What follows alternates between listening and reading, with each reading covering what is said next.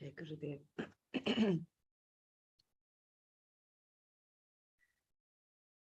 Om Sahana Vavatu Sahanam Bhunaktu Sahaviryam Karavavahai Tejasvinavadhitamastu ma vidvishavahai. Om Shanti Shanti Shanti. Narayanam Namaskritya Naram Chaiva Narottamam Devim Saraswatim Chaiva Tato Jayamudirayet. Jai Gurudev.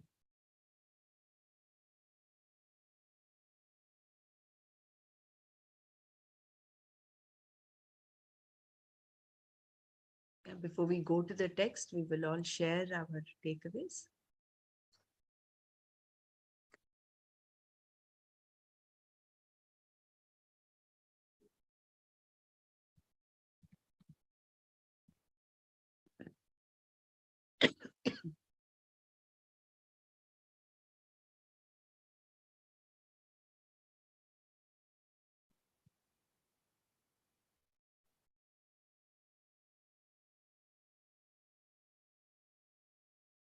The one thing is, Adi Shankaracharya has gone to such a great extent to describe and give so many examples.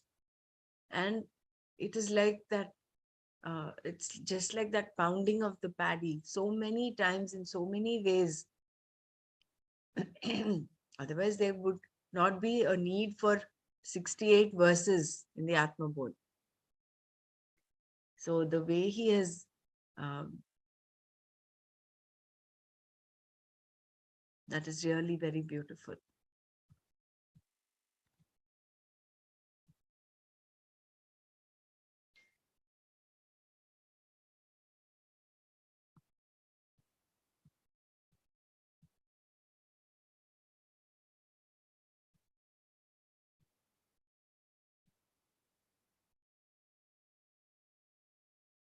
We stopped at 36 yesterday. No?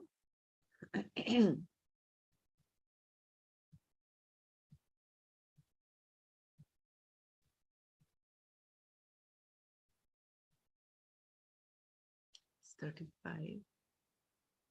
Yeah.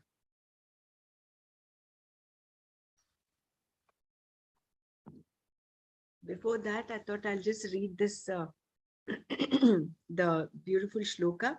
Asti bhati priyam rupam namam chet, rupa nama chet, adyatrayam brahma rupam, jagad rupam, tatodvayam. So of the 5 attributes, asti bhati priyam rupam nama chet, adyatrayam brahma rupam, jagad rupam, tatodvayam. So the first 3 are attributes of the Atma of Brahma, and the last 2, that is Nama Rupa, are those of the Jagat.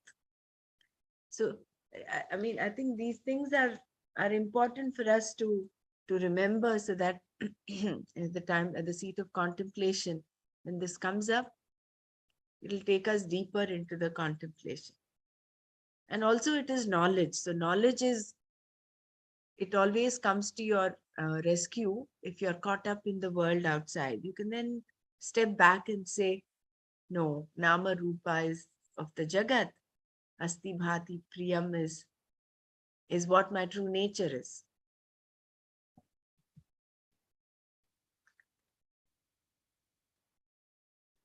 Does anyone want to chant? Is anyone willing to Yeah, chant? Brahmaraji, may I chant? Yeah, please go. नित्यशुद्धविमुक्तैकम् अखण्डानन्दमद्वयम् सत्यं ज्ञानम् अनन्तं तत् यत्परं ब्रह्माहमेव तत्. Yeah, it is actually Satyam Jnanam Anantam Yat Param Brahmahameva Tat. So Jnanam Anantam Yat, you must come back to the last line. And then Param Brahmahame. Oh. Yeah, yat param, we don't need to read. Jnanam Because I anantam think, tat. I'm not sure. Wait, let's see. Satyam Jnanam Anantam Yat Param Brahmahame. The prasa goes away, but otherwise Satyam Jnanam Anantam Yat Param Brahmahame Tat. I'm not sure here in the in the English transliteration, it is given as how it is in the Sanskrit verse. But I think for the prasa, for the chandas to continue, that yat has to go up to the third line. Okay, Yes, Brahmarati. yes, because that will make 8. Yeah, Satyam Jnanam Anantam Yat. yeah, Yatta is half. Then correct. Paramam Brahmaham Tat. Tat, Jai right, Gurudev. right. Because I think this will happen as we're chanting, we get to know also where we have to, it comes on automatically, where you have to make a, where you have to stop, where you have to include. I think that will automatically come as we're chanting. Once you get into that chandas, it will happen.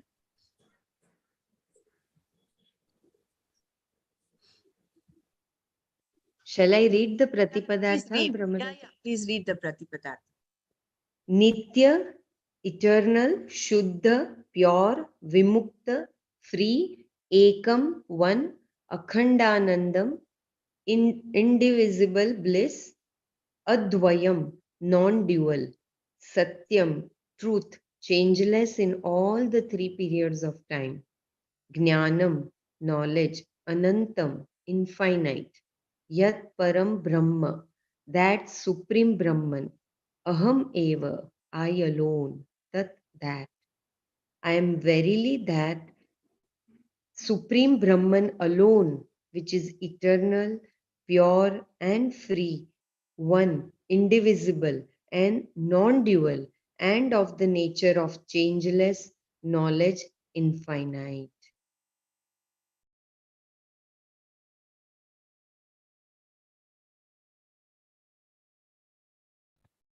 The nature of our own self is again and again here repeated by Acharya Shankara, because constant awareness of this is the practice of knowledge, jnana bhyasa. And we have to, as true Vedantins, bring that into our own personal experience. For purposes of meditations, we need these stanzas.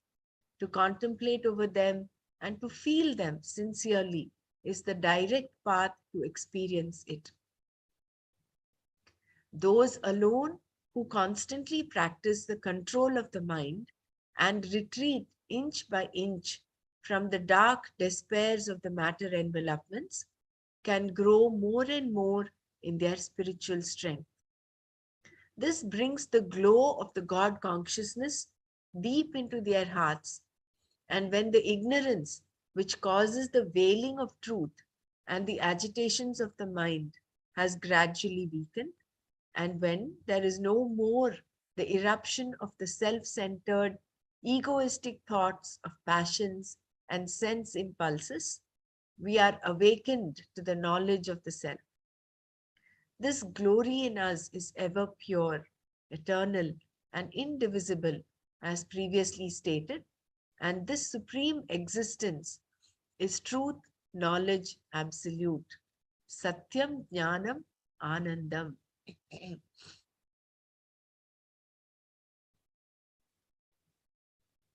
That is the reason why we have to keep doing this again and again.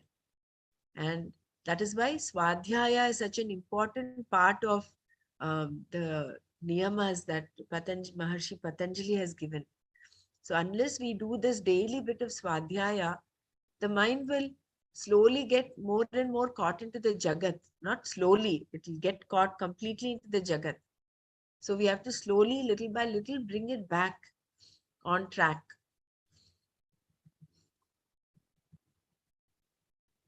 And that is why Nana mentioned today he said, what was that? He said you have to become ekaki and you should not become some rati. What is that rati? Yeah, he said Jana Sajatiya Vritti Pravahana. No, yeah, that is true. But he says Jana Rati.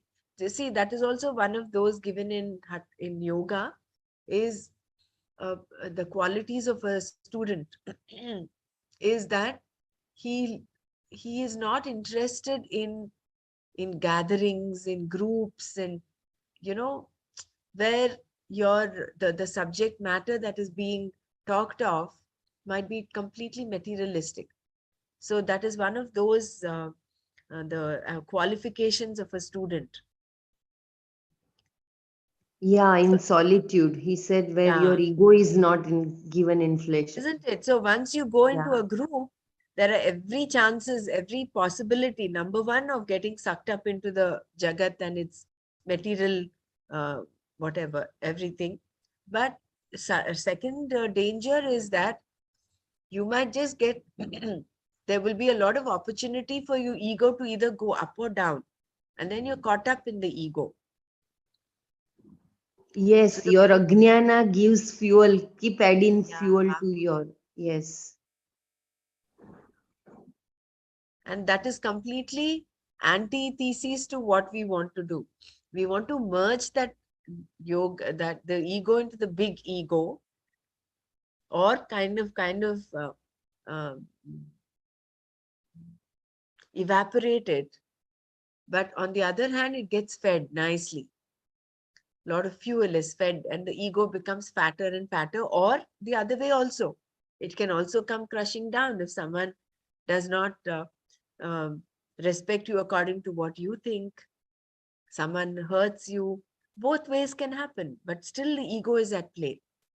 Whereas the more and more you are with yourself, then, and you're contemplating. If you're with yourself, you can also go through an ego trip in your mind, saying, oh, I'm so great, I'm so this, I'm so that. That is also part of the ego. So you, with awareness, slowly the sajat vijatiya vritti rahita, you remove all those, and sajatiya vritti pravaha, aham brahma, aham brahmasmi, all those. And then all that we have learned thus far, we can contemplate and say, I'm not my thought that is coming up. I can see my thought, so I'm not the thought. I can visualize my thought. So that way, going deeper and deeper into the inner realms of your antakarana, shuddha antakarana, that will take you further into this. You chant this one, Bela? And does anyone want to share? Please, you don't need to wait. You can unmute and speak as and when you want to speak. Yeah, and if anyone wants to chant also, please just let us know. Yeah. एवं निरन्तराभ्यस्ता ब्रह्मैवास्मीति वासना हरत्यविद्या विक्षेपान् रोगानीव रसायनम्. Evam, thus, nirantarabhyasta, practiced constantly, brahmaivasmi, I am Brahman, iti, thus, vasana, impression, harati, destroys, avidya vikshepan, ignorance and agitation caused by avidya, rogan, disease, eva, like rasayanam, medicine. The impression I am Brahman, thus created by constant practice, destroys ignorance and the agitation caused by it, just as medicine or rasayana destroys disease.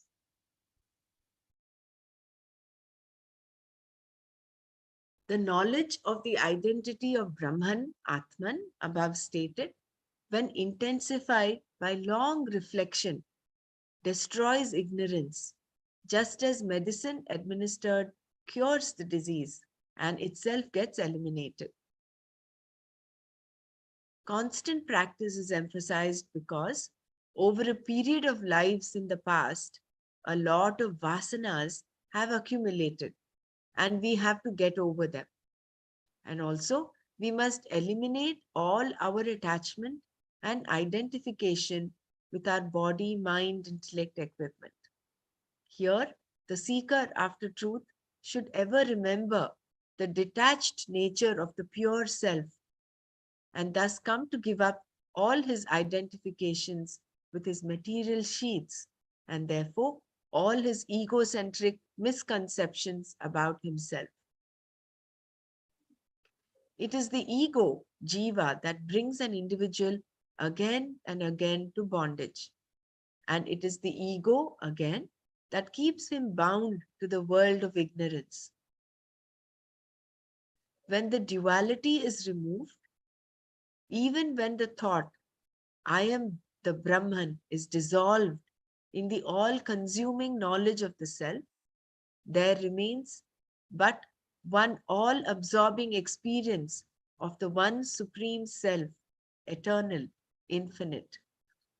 This subjective experience alone is the final culmination of all spiritual seeking because the self is not an object of cognition.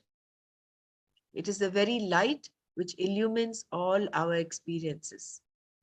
So, by constant jnana-abhyasa, we have to eliminate all the vasanas, end the mind, and come to experience that self, which is our real essential nature. Just as the medicine we take in of its own accord gets ultimately eliminated from us, so too the experience, I am Brahman, is also dissolved in that spiritual glow. So long as we are not asleep, we try to sleep. Let me come back to this footnote once. So, I am Brahman is also dissolved in that spiritual glow. Refer stanza 5 in place of I am body, idea in case the seeker maintains the constant remembrance that I am Brahman, it will create a new set of divine vasanas, which shall act as an antidote to the egocentric vasanas. The individuality sense, jiva bhavana, brings about more and more agitations, which spiritual vasana, Brahma vasanas, quieten the thought glow. This process will continue until the last of the thoughts end, and in the supreme silence of the mind, the Brahma vasana also ends, leaving the seeker to experience the self.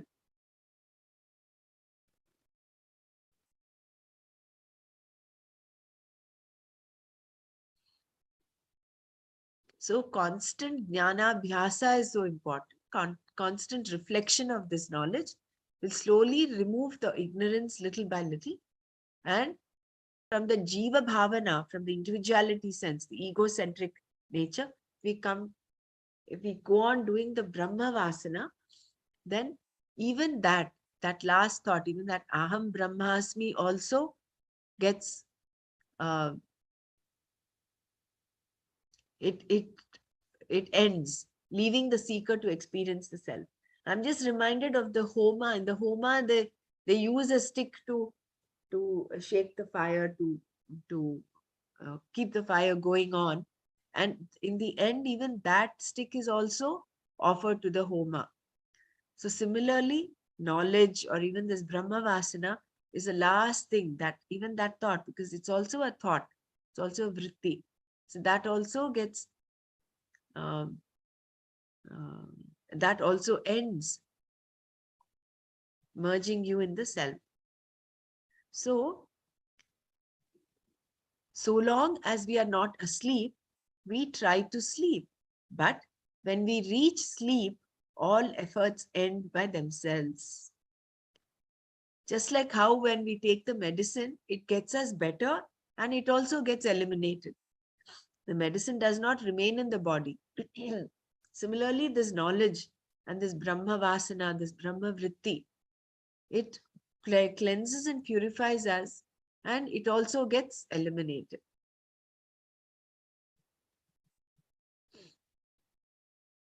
Yes, Bela, you can continue. Yeah.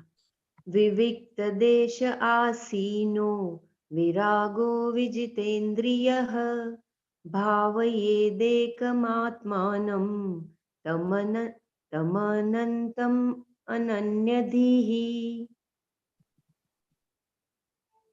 Vivikta deshe, in a solitary place, asinah, seated, viragah, free from desires, vijitendriyah, controlling the senses, bhavayet, meditate, tam, that, ekam, one, atmanam, the self, anantam, boundless, ananya dhihi, with unswerving attention. Sitting in a solitary place, freeing the mind from desires and controlling the senses, meditate with unswerving attention on the Atman, which is one without a second. The path of meditation which takes you face to face to the reality is explained here. Sitting in a lonely place with no disturbances around you, with no agitations of the mind or any wild roamings of the intellect, leaving behind all mental emotions and intellectual thoughts, which generally make the corner you sit noisy with your thundering desires and roaring expectations, and with the sense organs, indriyas, now brought perfectly under your own control. Identify the self indicated above as your own nature. This is meditation. Make it real. Meditate without any other thought in your mind, in that quiet and sequestered atmosphere. Meditate upon that infinite Atman, which is one without a second. Be bold to assert the holy idea in that lonely intellectual field which transcends the concept of time, that you are that very same supreme being which is all pervading, pure, and eternal. This self transformation is called bhavana. Bhavana is, it is very difficult to find even an appropriate word in English for the Sanskrit term bhavana. It is not a mere intellectual appreciation, nor is it a mere emotional wooing, and yet it is both. When both the functions of the intellect thinking and the functions of the mind feeling are harmoniously woven together, we get the heart and its function, the bhavana. The ardent coatings of the intellect and the mind end in their marriage at the altars of the heart. And the joy of this nuptial is bhavana. So amazed at Swami Chinmayananda's description of, Yeah, the way he expresses is beyond so beautifully he expresses. he does not mince words and he's so descriptive. So here it actually vibes with our chapter 6, no, Dhyana Yoga, where Bhagavan talks of how to meditate. He gives all the steps to meditate. So even at the seat of meditation with your eyes closed, your mind can take you on a trip, which is what Nana was talking of, that Charuvaka. He was actually sitting and he was chanting. And with this term Charuvaka, the mind actually took a trip. So, and that is what Gurudev also says, with your eyes open, you get lost in the world. With your eyes closed, you get lost in your world inside, your world of desires, expectations, planning, ruminations of the past, regrets of the so much can happen. That is why he started doing this open eye meditation where your eyes are like just half closed and then you slowly start closing it and then you slowly take your mind inwards. So either which ways, it's not enough if you just sit with your eyes closed in a quiet corner. Being alone is actually being alone in your mind as well, silencing the agitations of the mind, the, the thoughts and the intellect. And that bhavana is where both the mind and the intellect are nicely woven together, harmoniously woven together. That is why it is the journey from head to the heart in our advanced courses. So instead of getting caught up in your head all the time, thinking and thoughts and agitations, you bring it down to the heart where both the mind and the intellect are quietened, and the only thing that is there is this Brahmakara Vritti, or just that silent corner. You just be quiet and with yourself. You're together. The mind that is going all away hither and thither, you bring it and bring it to one place, one point. That is Yeah, it exactly how, reminded me. huh? Go Yeah, ahead. please go ahead. Yeah, No, you Bella. go ahead. That is what Gurudev talks of silence. Silence is where the scattered mind is brought to a single point where it is together, it is with you. Yeah, it reminded me of Sahaj meditation, what we do now. Yeah.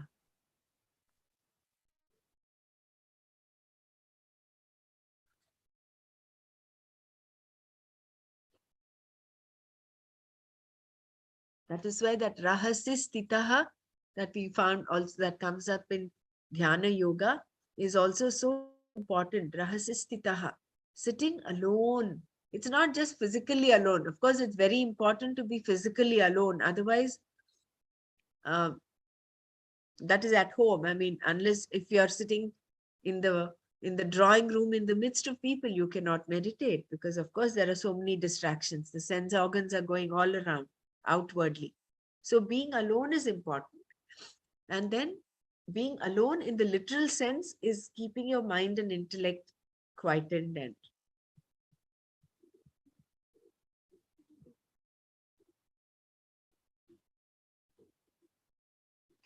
be bold to assert the holy idea in that lonely intellectual field which transcends the concept of time. That is why we don't know. Gurudev always asks, he proclaims how much time he meditated, and he says, did you notice? Did you feel the time? Because you transcend time in that space. When you go into that meditative space, the concept of time is not there.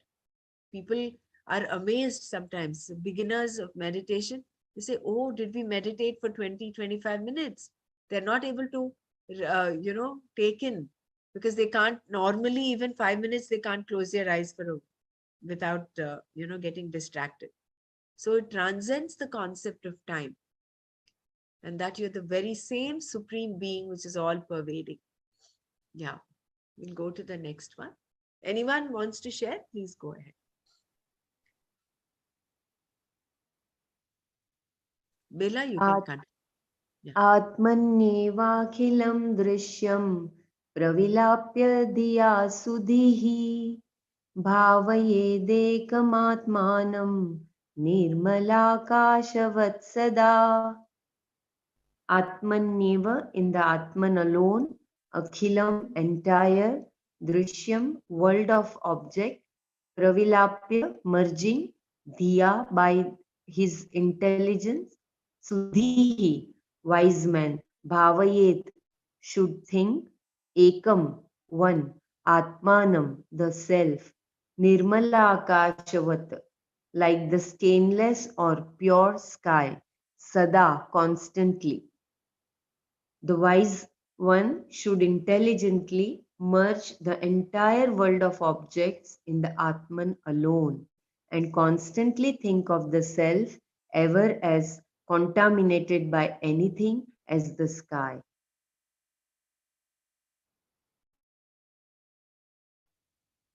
Contaminated or uncontaminated, I think. Yeah, that is what I'm seeing. I think maybe Nirmala Kashavat Sada. Constantly think of the self as ever as, because there are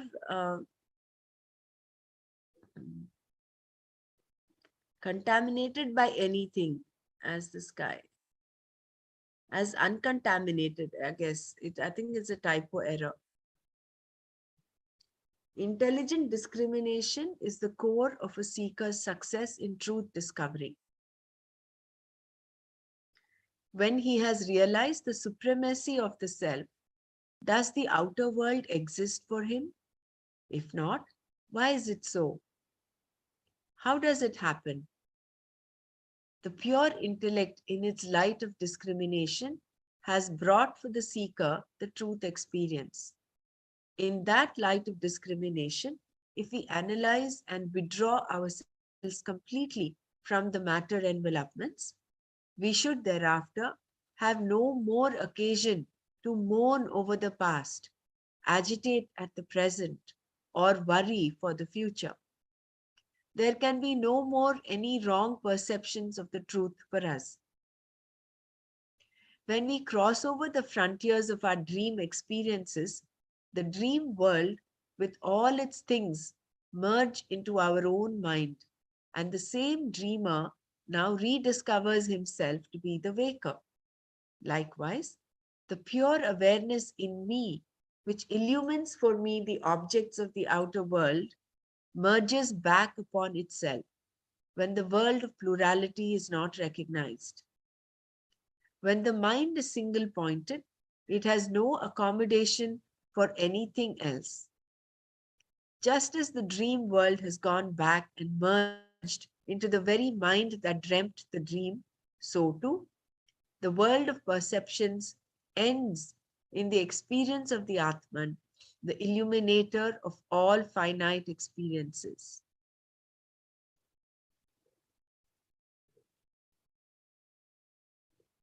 This is so beautiful. So I'm just going to read this one again. Intelligent discrimination is the core of a seeker's success in truth discovery. So this is nothing but viveka. No? Intelligent discrimination is viveka. So viveka is so important. You know what is real, what is unreal, what is permanent, what is impermanent. So when he has realized the supremacy of the self, does the outer world exist for him? If not, why is it so?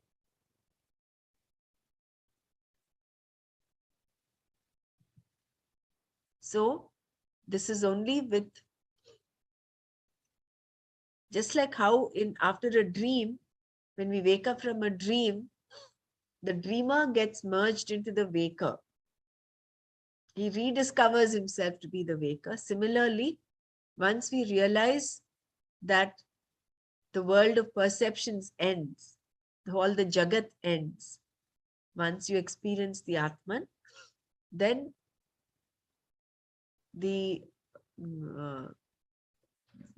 just like how the dream world had gone back, the same thing will happen when you experience the Atman.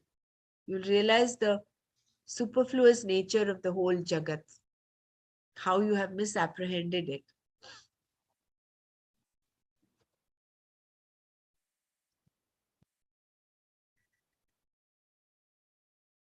Yes, Bela, you can continue. Yeah, I just wanted to share that that's Yeah. how, I mean, it reminds me of the compassionate nature of all the Sadgurus around us. You know, they become, because they are in their own, reveling in their own self, inner self, the whole world, they feel that it belongs to them. And they are always compassionate. Yeah.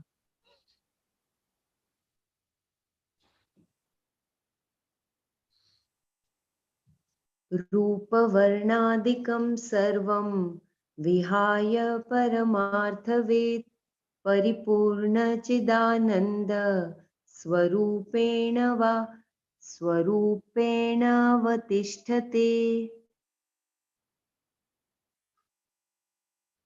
रूपवर्णादिकं form, color, etc. Sarvam, everything. Vihaya, discarding. Paramarthavit, one who has realized the Supreme. Paripurna Chidananda Swarupena, as an embodiment of the infinite consciousness and bliss. Avatishthate, becomes, remains. He who has realized the Supreme discard all his identification with the objects of names and forms. Thereafter, He dwells as an embodiment of the infinite consciousness and bliss. He becomes the self. So beautiful. The way to realize the Supreme and to be ever in the experience of the infinite consciousness and bliss has already been explained. The only path is single pointed meditation. When by constant practice of meditation, one has become an experiencer, knower of the Paramatman, Paramatma-vid, to him are no more the illusory multiplicities which were but false superimpositions upon the substratum, the self. The world of names and forms has merged into the substratum, and the knower of the self becomes the knower of the Supreme Self. Paramatma-vid, himself an embodiment of the infinite consciousness and bliss. The dreamer cannot see, experience, or understand the waker. The dreamer, at that moment, himself becomes the waker. No more are the dreams for him. He has awakened to a brighter, clearer, ampler world of the waking state consciousness. Just as the dreamer has ended his dream on waking up, so too all the perceptions of the world recognized by the limited ego ends when it realizes the supreme state of pure consciousness. He becomes himself the Brahman.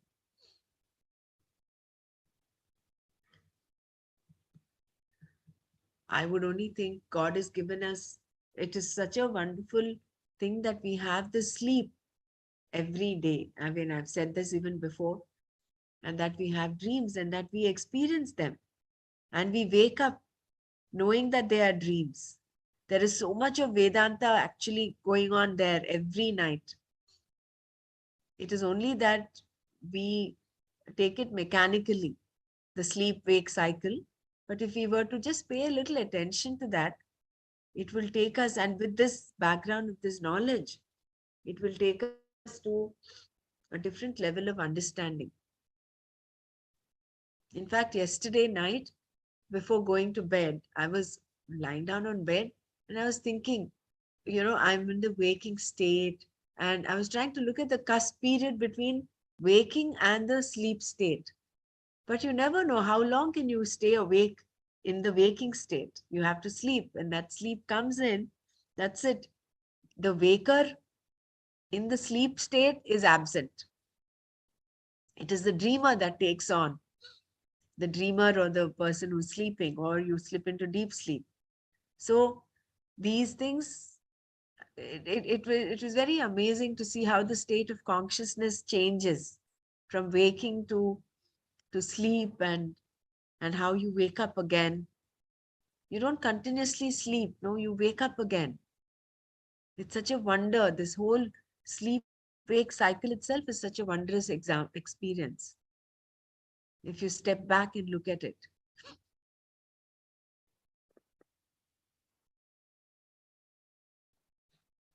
It is like a miniature creation, dissolution, sustenance and dissolution. If you look at it, it's like a microcosm of what Brahmaji is doing in the macrocosm. He's creating worlds, and they sustain for a while and then they get dissolved. So we're getting a mini dose of that every day.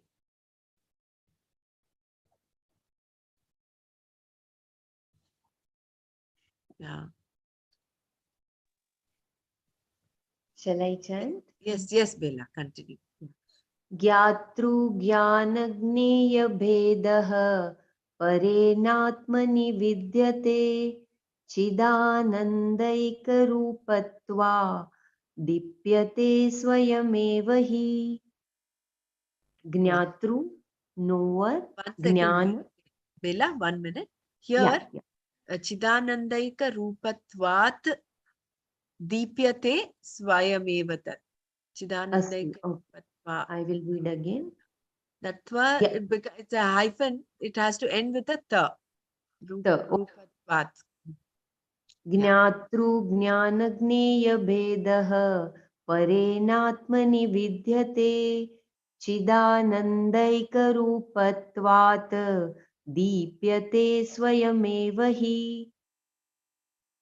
ज्ञातृ knower ज्ञान knowledge ज्ञेय object of knowledge भेदः differences pare supreme na not atmani in the self vidyate is chidanandaika rupatvat because of the being of the nature of knowledge and bliss deepyate shines swayam by itself eva alone he verily there are no distinctions such as knower, the knowledge, and the object of knowledge in the Supreme Self. On account of its being of the nature of endless bliss, it does not admit of such distinctions within itself. It alone shines by itself.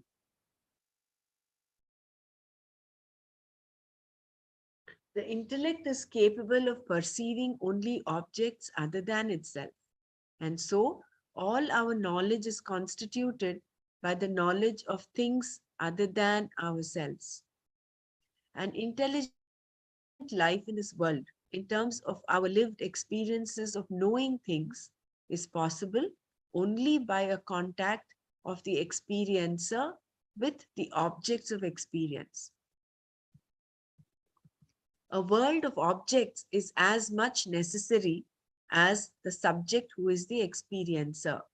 And between the experiencer and the experienced, a certain relationship should remain, which is called the experiencing. Which is true. This is what we've seen, no? The in the waking state, what you experience, it is not there in the deep sleep state. For instance, there may be objects around, but the experiencer is absent there. Therefore, there is no experiencing also happening. So for any experience, all these three are important: the experiencer, the object of experience, and the process of experiencing. Without these three fundamental factors, that is, the subject, the object, and the necessary relationship between the two, no experience is possible at our present condition of body intellect existence. Being non dual, homogeneous, and eternal, the self cannot suffer in itself any distinction such as the subject or the object, and therefore every seeker comes to ask, how will I then realize or experience the self, and with what instrument will I experience it when I have transcended the body perceptions, mental feelings, and intellectual thoughts? Transcending these known equipments and their fields of objects, if there be the truth, who will realize it? And by what instrument? The answer is that the self is the very consciousness by which all thoughts, feelings, and perceptions are illumined. And when all these are eliminated, to know knowledge, no other knowledge is necessary. Self is knowledge itself. It is consciousness itself. When all the furniture is removed from a room in the daytime, what happens to the sun? It illumines on itself, whether there are objects or not. And to see the sun, no other torch is necessary. This stanza is a beautiful, explanation of. There is a previous verse, I think, earlier we had read. There's no other knowledge required. That seemed to be in contradiction to the beginning verse of Atma Bodh, where Pakasya Vannivad Jnanam. So without Vina Moksho na Siddhyate. So without knowledge, there is no moksha. So that seeming contradiction is kind of explained here so well, that no other knowledge per se is required, just as no other light is required to see the light of the sun. the brilliance of the sun.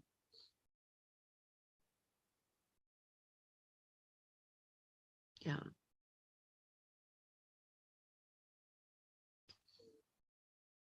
So it is not an object to be perceived. It is when once everything, all the thought modifications, the feelings and emotions, they're all settled down, then you abide in the self. I'm just reminded of Maharshi Patanjali's uh, yoga sutras, where he says when all the vrittis, what is yoga? Yoga is when all the chitta vritti nirodha, and all those 5 different kinds of vrittis, when they settle down, then you abide in the self. Because that is the self that illumines all of these.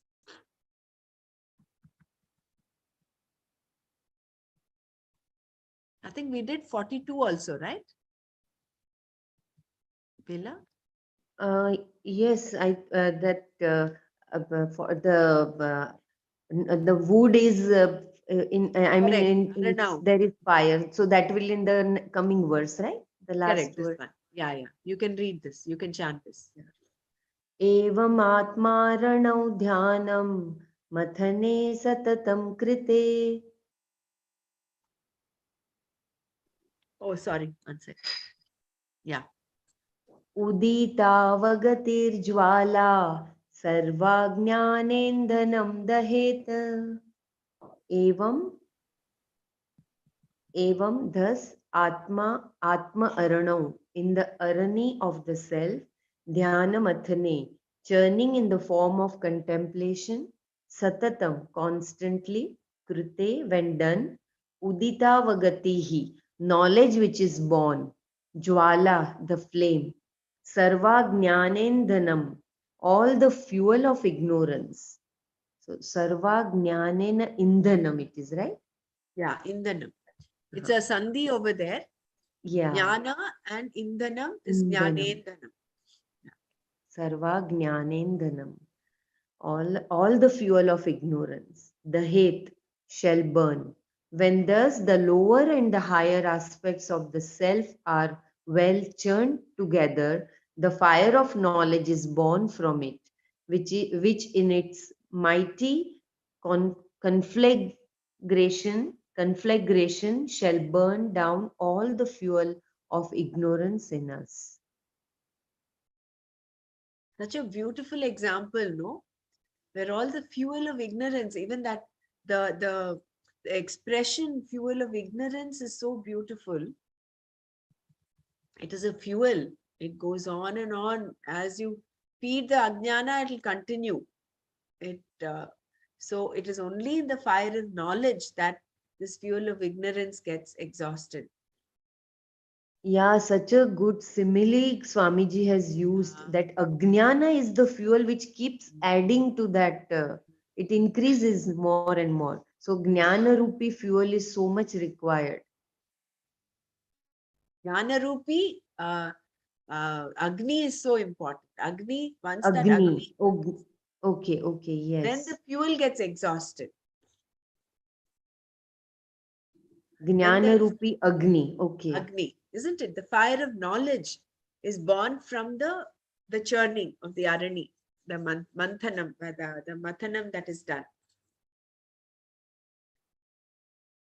When there is a constant churning of knowledge, dhyana mathana in you, of the right idea that you are the self and not a combination of the mere body mind stuff, when such constructive thoughts that can lead you to the goal are consistently nourished by you in meditation with single pointed devotion, when you churn out the fire of knowledge in yourself by a process of right understanding and discrimination by your own intellect, then in that revelation and experience of your own self as absolute bliss, ignorance fades away.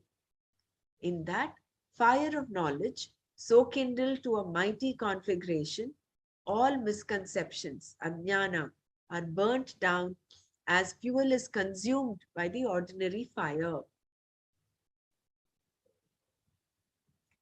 The churning of knowledge is elaborately described in the Kaivalyopanishad. In the ancient days, for the purposes of rituals, fire was produced by turning a wooden rod onto two wooden pieces hollowed out for the ends of the rod to rest. When the rod is churned in these sockets, pressed down firmly, the friction creates heat and fire. This idea is taken here in this beautiful metaphor.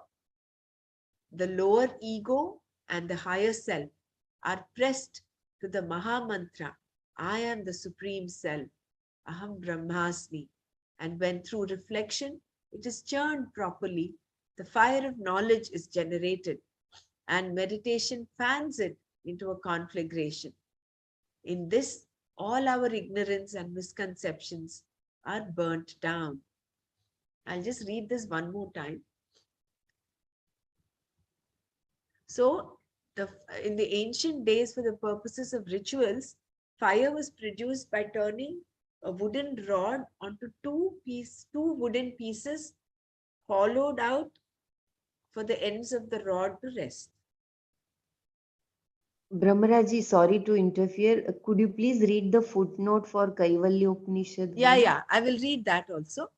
While I was Okay. just trying to understand, I Yeah. visualize how this Arani is.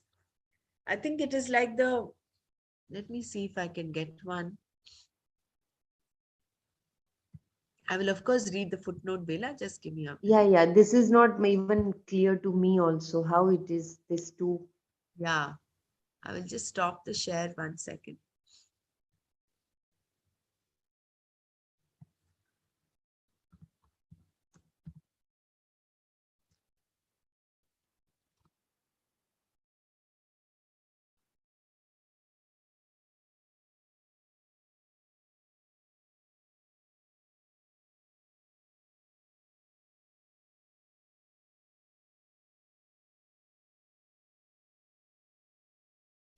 Arani, I'm thinking if we can get one image.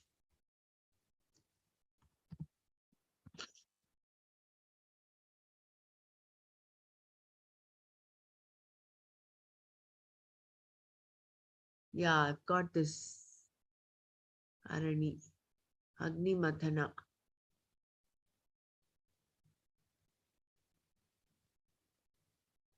I've got a couple of them. I think I will show this one.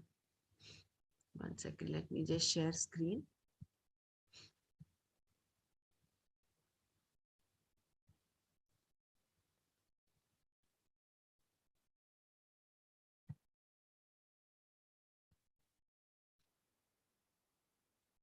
So this one is one way I got. Where is this?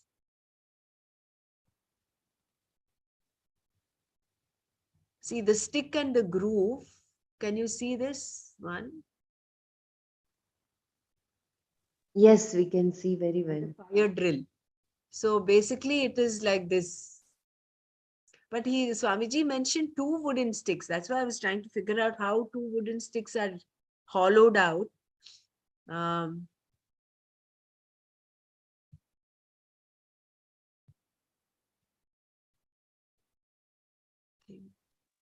Yeah, so you need two things, right? It means. yeah, you need two things. Like, see this one also.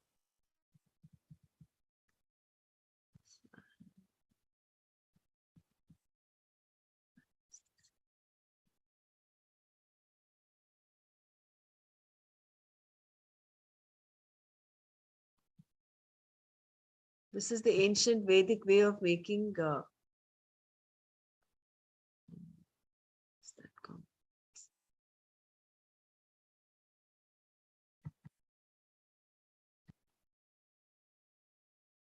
Sorry, I'm taking some time, but I just wanted to. Can you see the video? Yes, Brahmaraji. Yes.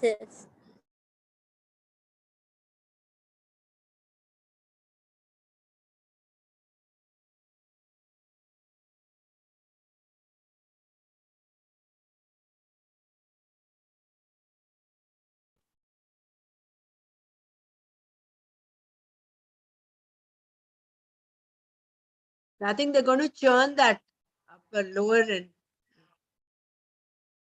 Yeah, it is same like what we churn buttermilk. yeah, yeah.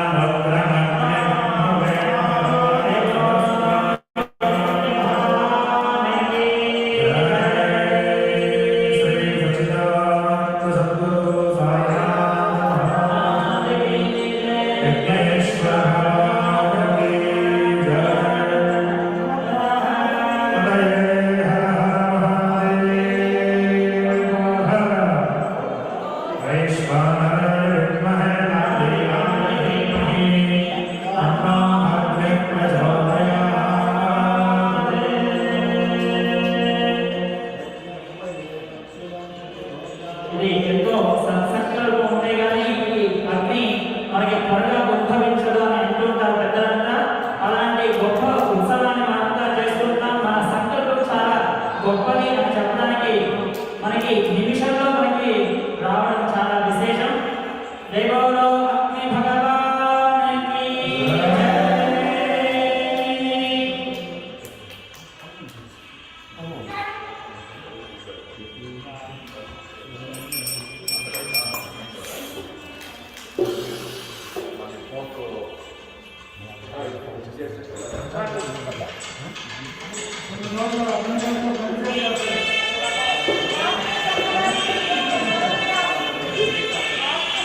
अयं मुहूर्तः मुहूर्तोऽस्तु।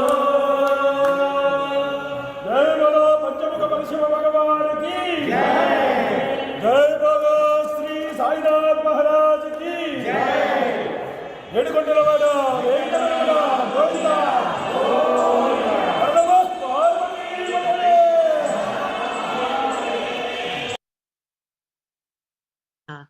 So that was so beautiful. I just wanted to see. I'm sorry I took your time, but I thought we should Dhanyavad Brahmaraji, so beautiful it is. we actually see that, so that I actually wanted to see a picture, but this thing there was a video that came up. So it is where you the lower and the higher selves. That is what. So there is a rod basically, and there is a wooden stick with a hollow inside, and you use that rope, and just like how you said you churn butter, you continuously do that. And you see there is initially some air that comes out, there's some smoke, and then slowly the fire begins in. If you remember the Panchi Karanam, every element, every Panchamahabhuta in the visible world has a little bit of every other element, has 1/8 part of every other element. So the wood has, although it is mainly it is earth element, it also has a bit of fire element, earth element, air element, water element, and space element. So by churning these two, you are like kind of instigating that fire to come up.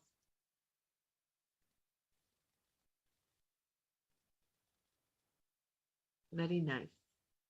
So I will just read the footnote, Kaivalyopanishad. Read Discourses on Kaivalyopanishad by Swami Chinmaya, Mantra 11. Kaivalya Upanishad is one of the minor Upanishads and no exhaustive commentary is available upon it elsewhere. And what is the second one? In this, all our ignorance and misconceptions are burnt down. So these ashes of the burnt up vasanas are the very glory, bhushan of Lord Parameshwara, Vibhuti. The low dung ashes are symbolical only. Thus, the glory of a man of culture and perfection is that he has burnt up his lower nature in the fire of his own higher understanding of life and its consummate goal. So good, the understanding of Bhushan and Vibhuti, right? Burnt up Yeah, vasana, burnt up Lord vasana. Shiva's. Yeah. Ashes of the burnt up vasanas are the very glory, bhushan of Lord Parameshwara, Vibhuti. That is why after Homa and all, they say, apply the Raksha. Raksha is the ashes that come out of the Homa thing. That is only two, there are two meanings. One, Gurudev said, understand, it takes you to a state of Vairagya where you know that the body ultimately becomes ashes, nothing but ashes. So you understand the impermanent nature of your body. That is one. Second is a beautiful, another perspective is your vasanas are burnt up. And that is the bhushan. That is what Shiva applies, ashes of Vibhuti. Nice.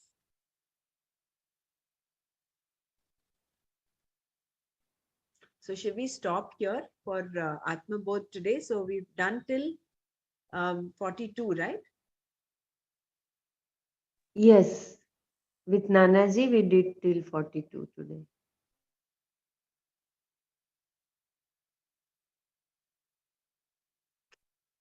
So understanding this Aruna Manthana is the lower self, that is the small ego is taken. The idea is the lower ego and the higher self are pressed to the Maha Mantra. I am the Supreme Self. Aham Brahmasmi. And when through reflection it is churned properly, the fire of knowledge is generated and meditation fans it into a conflagration. Those people were actually blowing into this, right? They were blowing air so that the fire kicks up. So that is the meditation, fans it into a conflagration. In this, all our ignorance and misconceptions are burnt down.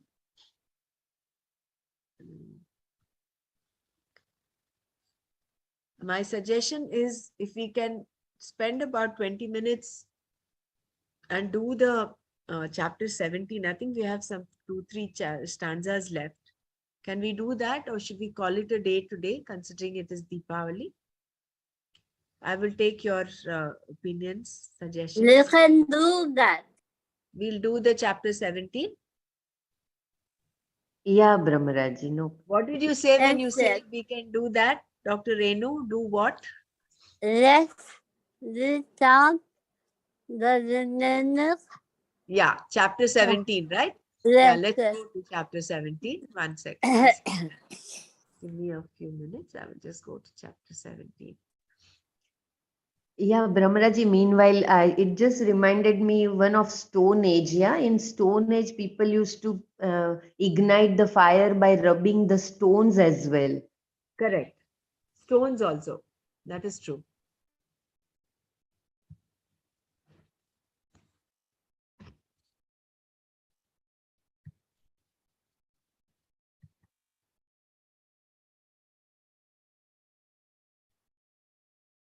Dr. Gramla, then they say Aham Brahmasmi.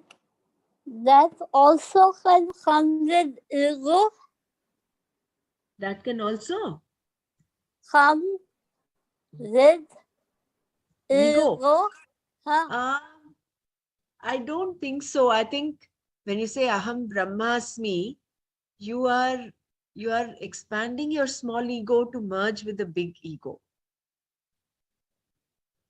There is And there will be an element of ego there. You're merging these two, right? Okay. I mean, it has to be done with the discrimination. That intelligent discrimination, viveka is important. Yeah. If you do it without viveka, without this knowledge backing it up, then probably yes, it will take you to an ego trip. You will say, I'm Yeah. Brahmasmi, and no. Yeah. Because It has- when I said Yeah. initially, I Mm. said very elated that, oh, I am the grandmother. Ah, So we have to make sure that we don't get into the ego trip. correct. Of course, yes. It is backed up with knowledge. No, that is why the fire of knowledge is important there. See, you're doing this matana, the lower self and the higher self. And what emanates is the fire of knowledge. And meditation fans it. So all these are important. Without this, you just go on saying Aham Brahmasmi. Yeah, in a way it will help, but it might not be as effective as when it's backed up with knowledge. It might just Yes. lead to an ego trip. Yes. Brahmaraji, there are two things, Yes. right? One is at the individual level. That Mm. is where you realize you're the Atma. And then you have the Samashti, the world, right? Where you realize this Atma and Brahma is no different. Then there is no two.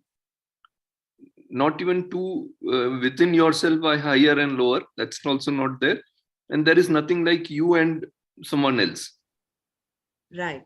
That is at the world level. When you see, when you know you are ultimately Brahman, then there is nothing, there's no two. Correct? Only Brahman is there. There's nothing else. Can you repeat it, Vijayji? Okay. Can you No, what I'm say saying it is at the, again? yeah, what I was saying is at the individual level, you have to eventually realize that you and Atma are the same, right? There's nothing other than Atma. You are merging with the Atma or whatever. You're realizing your true nature. Then you also have to have that realization that at the world level, there is, you can call it merging or realizing again that world is nothing but Brahman. And Atman and Brahman are the same. So there is no two. That is finally the Advaita. Okay. Right? Yeah. Now I understood. So that's the whole journey that we are all going towards. The Advaita finally says Atman, Brahman is same and there is only Brahman. Even from Brahman's point of view, there is no world.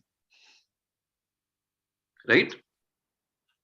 Correct. That Yes. realization is where we are going. We are soon going to realize.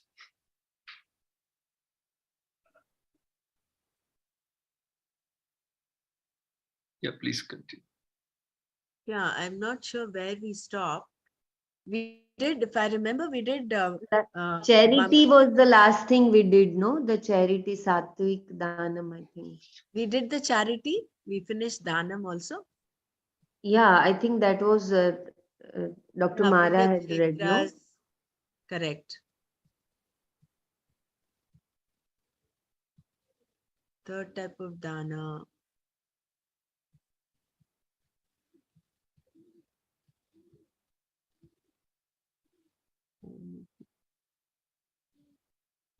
Yeah, I think we've come here. What I will do is just to get a little recap, I will just read the shloka and then the meaning so that we get a train of thought. Just go to Dana. Sorry. Ramraji, can I share something Yeah, till please, you come to that point? please Just go one. ahead. No, many times we all have faced this situation, right? When we go through the sessions, we gain so much of knowledge and all. But when we are faced with life situations, somehow we feel that knowledge is not coming to our rescue, right? We get caught up. happens, no? I'm sure many of us would have faced that situation. Yeah. Yes. Yeah, why is that knowledge not coming to our aid at the time when it is actually required? It's something worth thinking about, right? Though we have been listening to it and it all makes so much sense, and we feel so good sitting for 2.5 hours listening to this knowledge, because we feel something really very good. But in life, when we are faced with situations, it's not immediately coming. So Yeah, what? I just, Sorry. yeah, sorry. Yeah, please go ahead. Yeah. I So think it's a combination of ajnana, of the power of our vasanas, raga, dvesha, all these together are kind of forming a shield through which we view the world. We look at the world, and how we respond to the situations has to go through this layer that we have inside of us, no? Vasanas, correct. ragas, Yeah, yeah. dveshas, and there is So this then, veil of ignorance. So correct. knowledge is there somewhere deep inside, but it has to go through all this. So unless Yeah. this shield has become thinner and thinner, maybe the knowledge itself doesn't express itself. I mean, that's my take, but you can go ahead. Yeah, no, you're right. That's so that what is there as vasanas, impressions from many lifetimes, it's already there, right? And maybe it's too strong. Now that cannot be probably eliminated or cannot be taken out. So, like we have heard this thing, no, to make it what is that lemon juice or something? If there is too much of lemon in it, the only way is to pour more water. Like that, in this also, the more we put this, more we are into shastras, and our mind is more occupied with that. Then slowly, that becomes more prominent, more stronger. So what we will see is, over a period of time, the gap between when we are faced with a situation and where we lost the shastras or the knowledge did not help us, but after a while we realize, oh my god, maybe we could have handled it differently. But that gap between when you realize that starts to reduce, right? The immediate impulse or reaction will be what is our very strong vasanas that will come, but the realization of how that could have been done differently, handled differently, that will start to reduce over time. As more and more, today Nanaji mentioned, I joined a little late, but I heard when he mentioned about the charvakas and how, the general things that we hear in the world is khao pio mauj karo, isn't it? That's the world, and that is what we are hearing more and more of. If we are hearing more and more of that, then those vasanas which are there, which are probably the stronger vasanas, will start to become more and more stronger. But when we start making the other knowledge that we are hearing, which is the ultimate truth, our true nature, that knowledge, as it becomes more and more and more and more strong, then we will see that our dealings with the situations, with the world, over time will become very different. And soon, at some point, that the way we deal with situations will be with that knowledge. Yes, something has happened, so what? Gurudev keeps saying, no, after on this path, in fact, he says, after you do the Sudarshan Kriya itself, life should be, any situation comes, so what? If so what doesn't take care, Soham will take care. Right? That so what comes with knowledge. And I think that is where this whole journey that we are going through. How soon can we say so what? Today, maybe that so what comes after a while. So what? Okay, we'll deal with it. But maybe it comes after a while. Slowly, when it happens itself, we should say, so what? Okay, let's deal with it.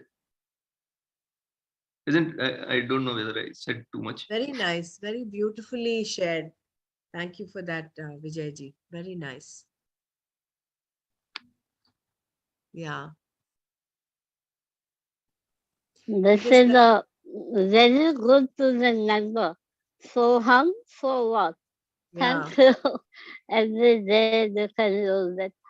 2 mantras. Soham, Yeah. of course, works. That is what Gurudev also says. He says Huh. Soham actually will take care. So do your Sudarshan Kriya. In case, for whatever reason, even that doesn't seem to work, then the second mantra is so what? And very nice. Wow. Actually, Brahmaraji, it's yeah, okay. The way I have heard it or I have interpreted is so what comes first. First. It's so what, yeah, because Yeah. This is come so first. practical. No, because that is when the situation comes, immediately you can't do soham, right? So you have to immediately No, do a no. state with No, knowledge. when I meant Soham, it means regular practice of Sudarshan Kriya will enable you to deal with things in life. But in Right. case, for whatever reason, it not working, then use the mantra, so what? I mean, that So, is the context that Gurudev had mentioned, but what you say is also right. It's fine. yeah, so the way I see it, Vijayji, yes. thank you. This is my Diwali gift from you. I will use this mantra at work. Everywhere we can use. So, Ramaraji, what happens is with Soham practice, sadhana and all, yes, the knowledge becomes, because you have become more purer and clearer, automatically, so what will come? So what? Okay. But if there is situation which is really very difficult, and that so what is not really helping to deal with it, yes, when you do the Soham, cleans up. The slate is cleaned up again, right? Because after Kriya, we know it just blanks out. So then that's how I interpreted that. Yes, so what is that knowledge which comes up and says, oh, so what? And then if some situation really doesn't help us to get through that at that stage with the maybe it's a very deep grief or whatever, then soham, yes, we'll clean it up. Both ways, yeah, it can work both ways. Soham resulting in so what or a so what which doesn't help, soham will still take care. Yeah. Ultimately soham. That's what I thought. Very nice. Thank you for sharing. Okay. And Vijayji, no need to ask whether you can share. If you want to share, please. Each No, one no, of you us were here searching is, for the chapter, so I thought maybe. yeah, no. Whether even after it is being searched, if you want to share something, please, this is an open, I wouldn't call it an invitation. Nobody requires an invitation. It is here, this forum is for all of us to share so that each of us benefits from the other. And ultimately, we all grow. Absolutely. Yeah. Dhanyavad for this life-saving mantra. So what? Soham. And also Ignoraya Namaha. Yeah, Ignorai Namaha is Correct. also, you remember it well, Maltiji. So, I'm practically using all these things, Brahmaraja. yeah. So, What is that? Brahmaraji? Dr. Ignorai Nama? Ignorai Namaha in the advanced course. What is her name? Sejal Didi was our teacher, and she had told us on day 1 to be sensitive because everyone might be meditating, they may be in a different state. So when you're walking around, when you come back or you're coming for the sadhana, when you put down your yoga mat, don't just put it down with a thud. It makes a lot of sound and that can be quite jarring. So be sensitive to people around, put it down carefully, be sensitive. And she said, in spite of being told, all of you have been told, in spite of this, if in case someone out of ignorance, maybe out of they've forgotten, they just put it or they make a lot of noise, then use the second mantra, which is I ignoraya namaha. I just ignore it. Don't go on a mental trip saying, oh, in spite of being told, see how insensitive this person is, now blah, blah, blah. Now you have lost your peace of mind. So use this mantra to quieten down, to get back to stay in your center. Wow. That Second mantra.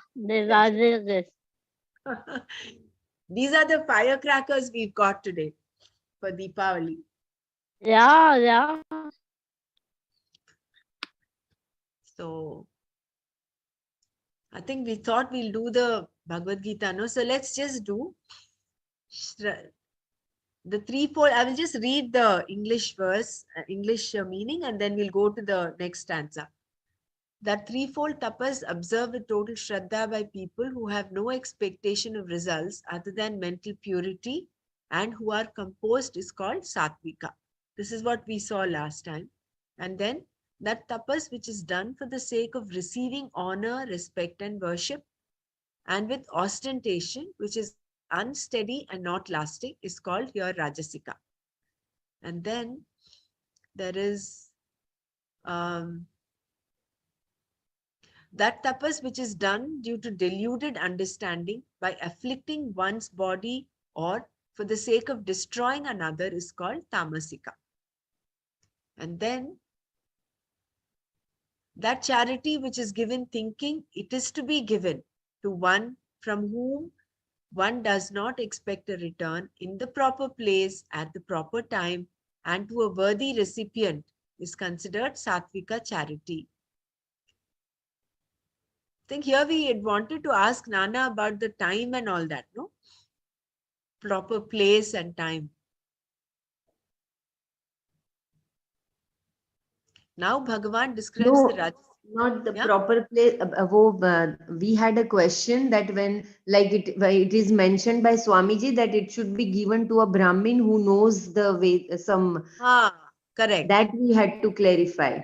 Correct. Correct. Those who are known, I mean knowledgeable, them only we should give the Correct. charity. I mean that was little bit. That was a little not clear, no? Yeah. Yeah, We'll that ask we had to ask. tomorrow. We'll ask him tomorrow. On the other hand, that charity which is given for the sake of being helped in return or keeping in view a result, punya, to be gained later, and that which is fraught with pain is considered rajasika. And then the third, that charity which is given without respect, improperly and contemptuously at the wrong place and wrong time and to unworthy recipients is called tamasika. Did we do this one also? I think we have to do verse 23 maybe, right?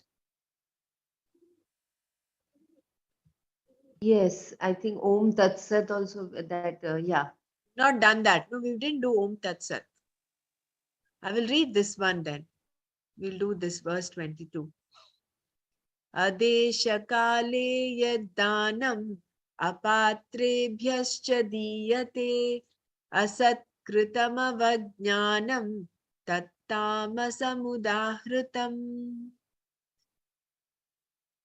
Yat danam, that charity which adesha kale, at the wrong place and wrong time, apatrebhyaha, and to unworthy recipients, asat kritam, without respect, improperly, avagnatam,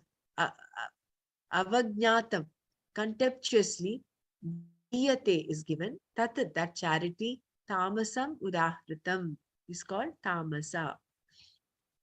That charity which is given without respect and contemptuously at the wrong place and wrong time and to unworthy recipients is called tamasika. Dana is dana given in the wrong place at the wrong time, adesha kale, and tamasa dana, Shankara says, it is a place which is not clean. There is no wrong time to give charity except when it is too late to be of any help. It should be given in time. And it should not be given to the undeserving. Apatrebhyaha. Who are they? Shankara says, they are people who cannot handle money, thieves, etc. The problem with giving to a person who cannot handle money is that he will squander what you give and come back to you again and again for more. Once you begin giving to such a person, you have to keep giving all the time. If you do not give, he will malign and abuse you. He does not quarrel with those who do not give. But if you give it to him twice, thrice, and refuse the fourth time, you become a bad person.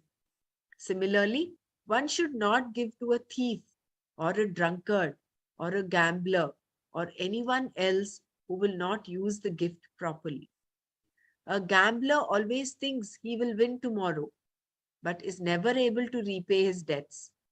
Giving to such people is not proper. It is not dana at all.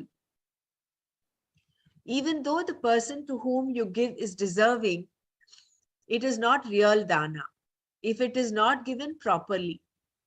Asatkritam. In India, there is a religious protocol that must be followed, which includes pleasing words and on certain occasions, washing the feet off and offering dana to the recipient. If you give some money to the right person at the right time and place, but give it improperly by just throwing it at him, that is without honor. It is a tamasam dhanam.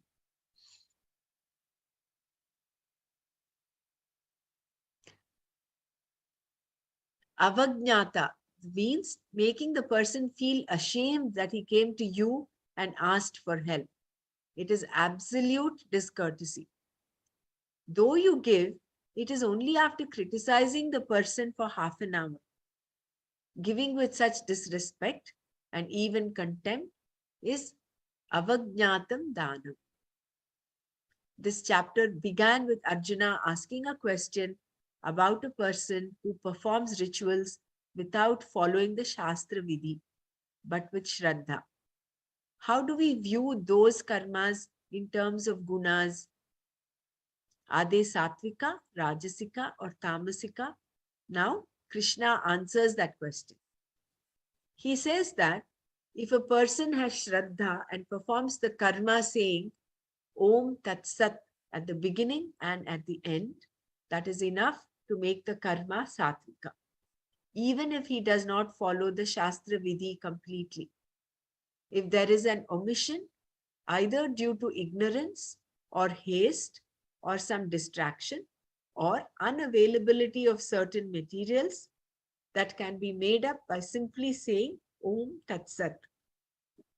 These words said at the beginning and at the end make the karma complete. How do we know this? It is purely from Shastra. Saying Om Tat Sat makes the karma efficacious. Even in a puja, one offers akshata as a substitute for clothes, ornaments, and so on. This will never work in human transaction. But in a ritual, we have options, and one of them is saying Om Tat Sat to make up for any omissions or commissions. The complete sentence, though just indicated in the verse, is Om Tat Sat Ishwararpanamastu. Let this be an offering unto the Lord who is Om Tat Sat. At the beginning of any ritual and then again at the end, it is a common practice to say Om Tat Sat. In this way, when the karma is dedicated unto Ishvara, it makes the karma sattvika and therefore more efficacious. Yeah. We'll do verse 23 tomorrow. So Akshata is rice grains made auspicious. So this is actually given instead of, it's a substitute. Akshatas are a substitute for everything. In case you do not have any particular puja item that you want to offer, you can offer akshatas instead. That is what we are told also in the Guru Puja, in case for whatever reason, like in countries, in very cold countries, they may not get, there may not be availability of a coconut, of fresh flowers. So we are told you could offer akshatas instead. So with the bhavana that you're offering the coconut or you're offering flowers, you offer akshatas. Similarly, Om Tat Sat.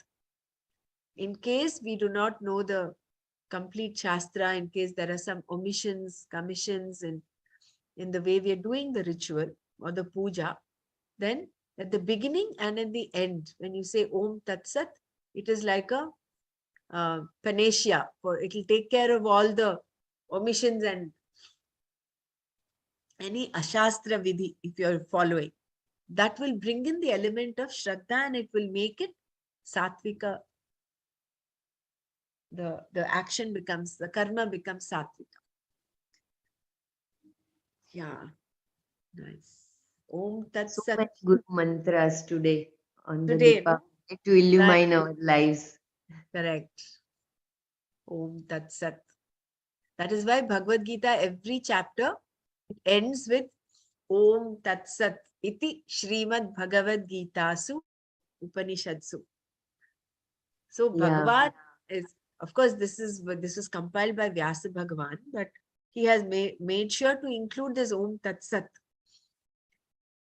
to be in sync with what Bhagavan has been saying. Yeah. And Shraddha and Bhavana, two synonyms, are also so beautiful, no? Yeah, yeah. A lot of takeaways today.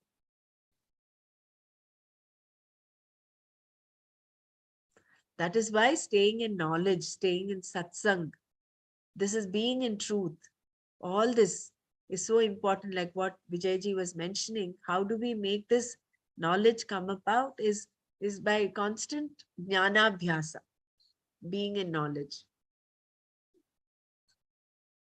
It will happen slowly, surely, little by little. But for that, we have to stay committed and continue it without a break. Right. I mean, break, I meant not this, but in our own way, continue to be in knowledge.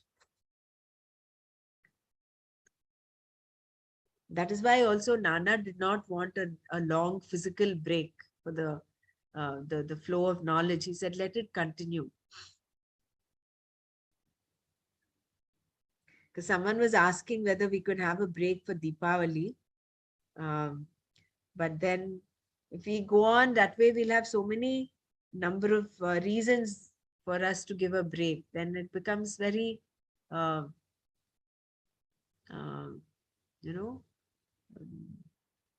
it would not be constant. So to get that constancy, it's good to have continuing practice, continuing sessions.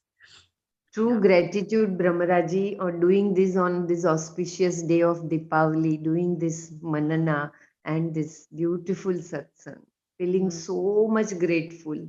Dhanyavad. This, ultimately, the meaning of Deepavali, the implied meaning of Deepavali is to light the lamp of wisdom in our hearts so that we can light ourselves up and therefore light others also.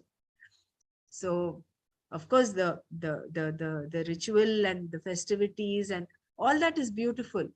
But if we do that with this deeper understanding, I think it makes sense. Otherwise, it will only remain a festival where you eat, make merry and feast and, but being in this knowledge, I think getting the implied meaning and staying with that is more important. Yeah. Om Loka Samasta Sukhino Bhavantu. Om Shanti Shanti Shanti. Om Tat Sat Shri Krishnarpanamastu. Dhanyavad. Sat now. Having known this Om Tat Sat, we'll include this. Okay. Jai Gurudev, and a happy Deepavali to all of you and your families. Dhanyavad. Wish everyone a happy Deepavali. Dhanyavad. Shubh Deepavali to all. Deepavali. Diwali. Thank you. Thank you so much. Yeah. Have a blessed Diwali. Bye. Thank you and happy Diwali to everyone. Yeah. Happy Diwali.